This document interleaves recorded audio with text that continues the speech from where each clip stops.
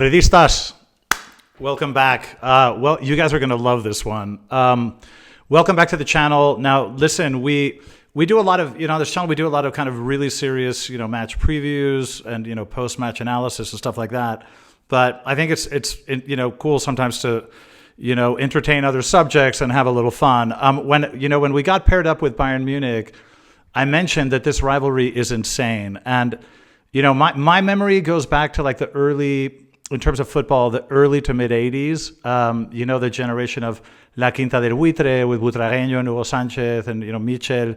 But this rivalry actually goes back to the 1975-76 season. So it's almost 50 years. And some of the stuff that's happened is just insane. So I think you guys are going to enjoy this. Some of it's interesting from a sporting standpoint. Some of it is just kind of hilarious, but there's just so much animosity and bad blood. It's hilarious. So I think you'll enjoy this. Let's run through it together. Let's get started.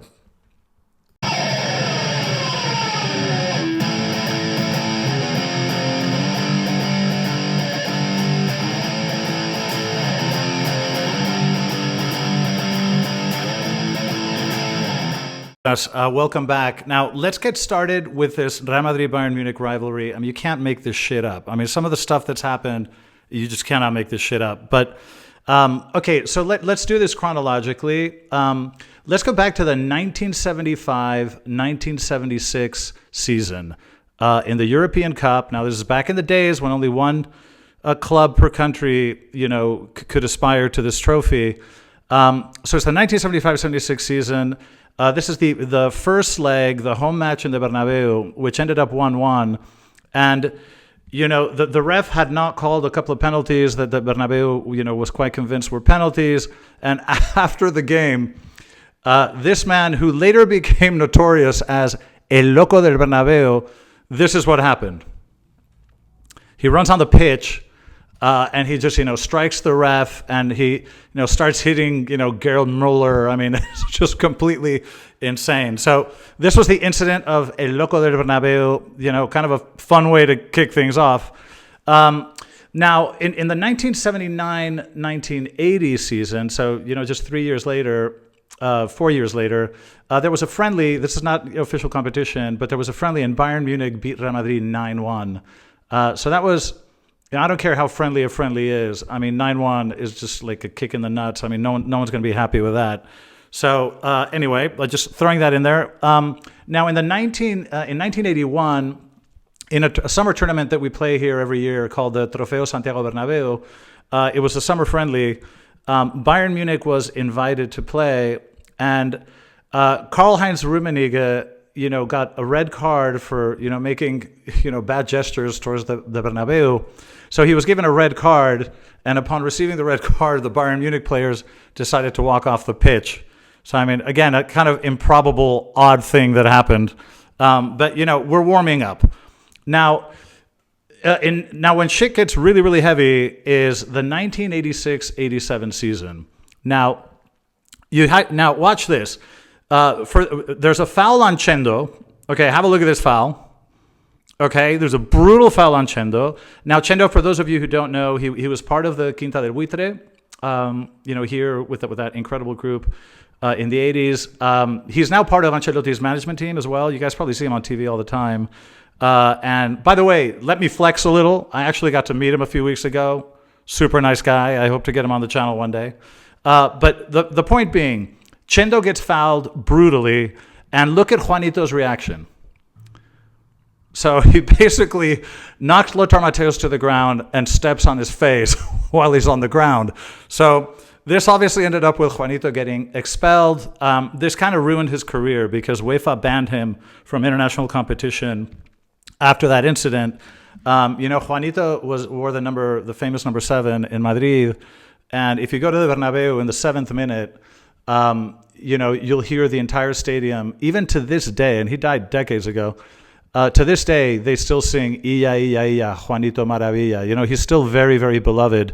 But anyway, the Juanito stepping on Lothar Matthäus' face incident was, pretty egregious and added a lot to the bitterness of these two clubs.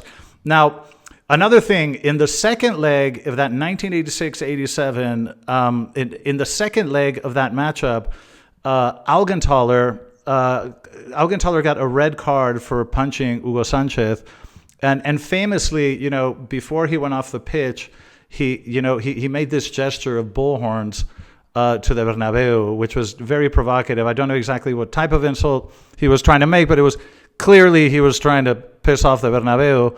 He even acknowledges that to this day, I mean, it's something that kind of became very famous in terms of the rivalry of the two clubs. But Bayern ended up advancing in that 86-87 season. Now, the following year, we did get revenge in the 87-88 season. We knocked them out in the quarterfinals with a 2-0 victory at home. But we subsequently got eliminated in the semifinals by PSV. And I remember the 1-1 draw in the Bernabeu. I mean, I must have been 17 or 18 or 19 or something like that at the time. And I mean, I just was physically ill for 3 days because that great generation that I adored, the Quinta del Buitre, they never won the European Cup. And this is as close as we ever got, which was that semifinal against PSV. And we were heavily favored to go through, but we ended up, getting knocked out by PSV in the semis. But anyway, let's move on with the Bayern rivalry. Okay, in the 1999-2000 semifinals, this is when Real Madrid kind of is starting to turn the tide. I mean, in the initial meetings, Bayern, had the upper hand. They had the better track record in terms of winning, but in more recent history, the tide turns.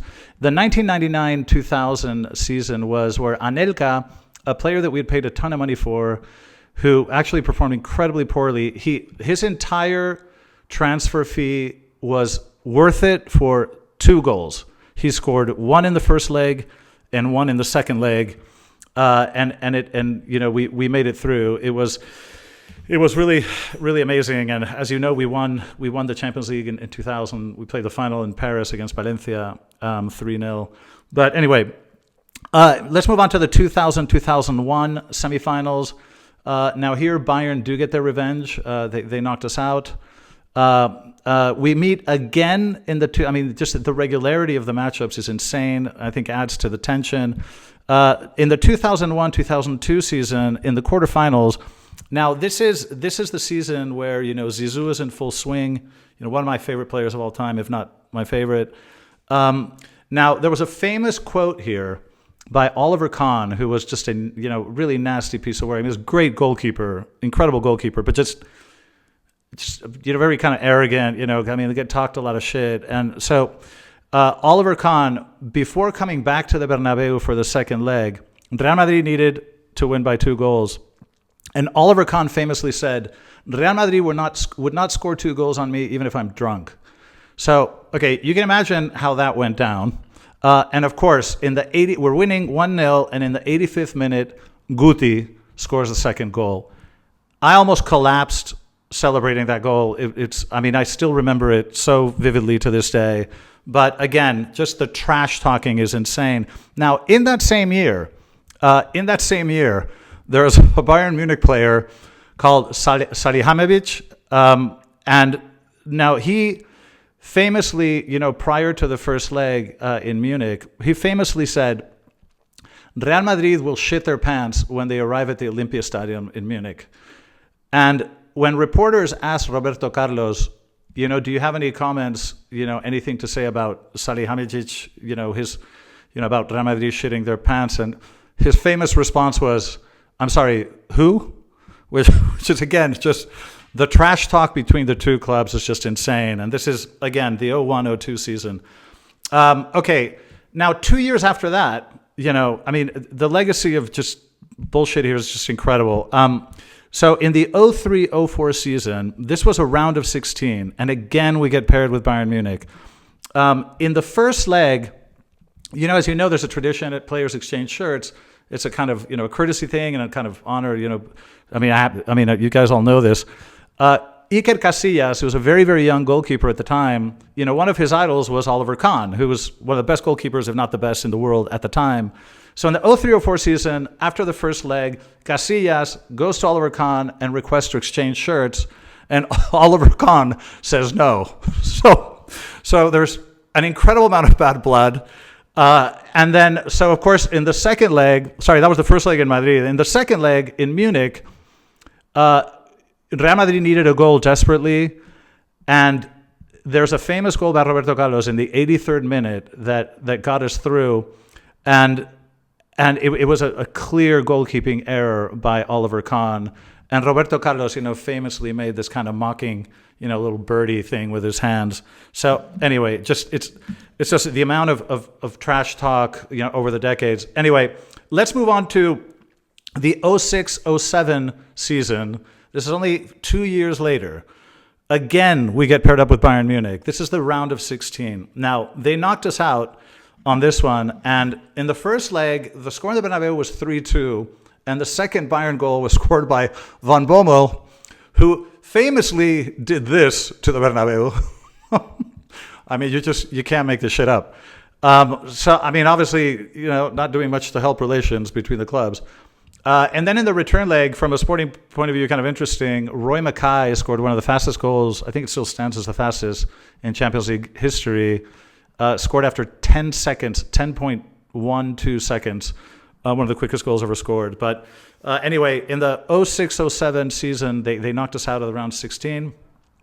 4 years later, 2011-2012, again, we're paired up with Bayern Munich. This time it's the semifinals, and they knocked us out. Now, there's an interesting subplot because we went into penalties, and one of the persons that missed was Sergio Ramos, who sort of hit that famous penalty way over the bar. And they went through that season. Now, we met again the following season, the 2 seasons later, 2013, 2014, and this time it was Sergio Ramos' revenge. He scored 2 headers in Munich, and we won 0-4, which is the most humiliating score I think Bayern Munich has suffered at home in international competition, possibly ever. And then, it led to Sergio Ramos' sort of, famous celebration, kind of sort of saying, I can't hear you now. So again, there's always just trash talk back and forth. Okay, fast forward 2 years. Again, Bayern Munich. In the 2016-17 season, in the quarterfinals, from a sporting standpoint, this is interesting. Cristiano scores 5 goals in 2 matches, which is, I don't think any other player has done that to Bayern Munich in a sort of home and away leg in the Champions League. And of course, he did that famous gesture of, 15. And we went through on that occasion. And then in the following season, we meet again. And in the 2017-18 season, also an interesting anecdote, Ulrich had that horrendous mistake that Benzema converted into the 2-1, and we ended up going through.